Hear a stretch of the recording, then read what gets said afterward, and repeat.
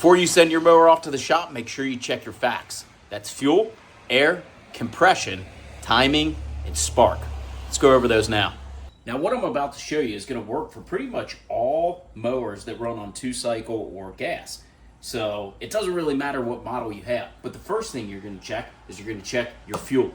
Gas is hydroscopic, which means that it can absorb water or attract water through the atmosphere. So on a humid day, you could get water in your gas tank because most gas caps are vented, and the gas that you have sitting on your shelf that's likely been sitting for 6 months has been absorbing water.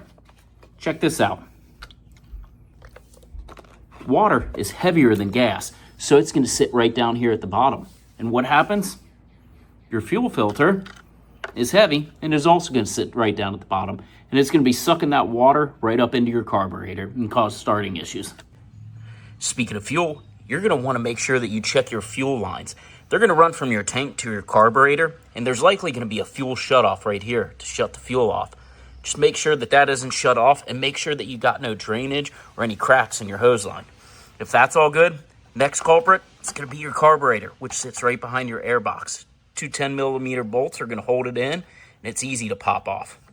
Now, if you got good fuel, your fuel lines are good and intact, the next possible problem child is going to be your carburetor. It works by sucking fuel in through your fuel line, coming down here into this little bowl. That fuel is then sucked up through jets and combined with air through this little air intake valve right here, and it jetted into your cylinders. Your throttle is right here, which allows a different rate of fuel-air mixture, and this can get gunked up, especially if your mower's been sitting all winter.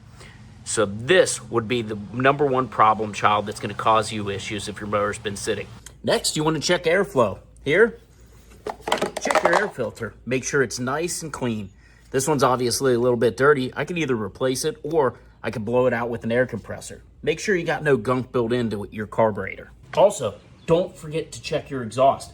All that combustion is going to lead to smoke and exhaust coming out, and this can sometimes get clogged up. If your mower has a spark arrestor, which is a little mesh sleeve that goes inside your exhaust, it can get gunked up and fouled up. Easiest way to clean it, pull it out, replace it, or you can hold it with some needle nose pliers and burn it off with a torch. Now, if you're wondering how to check your compression, it's pretty simple.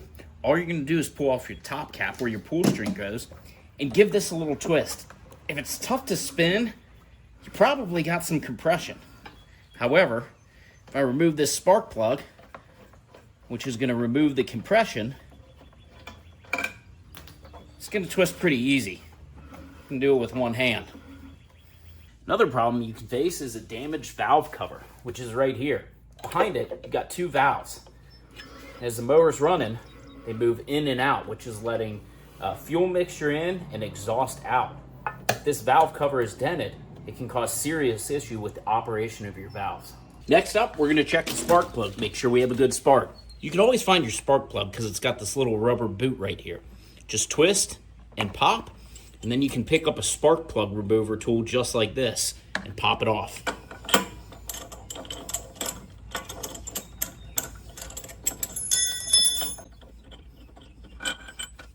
Once you've got it removed, you want to check it for any signs of wear or damage. You want to make sure that the anode and the cathode are both intact. There's no cracks and no excess carbon buildup. Another good way that you can check this is with your spark plug in, spray a little carb cleaner into your air port behind your air filter and give it a pull. If you hear it trying to turn over, that means you got spark and it's trying to ignite.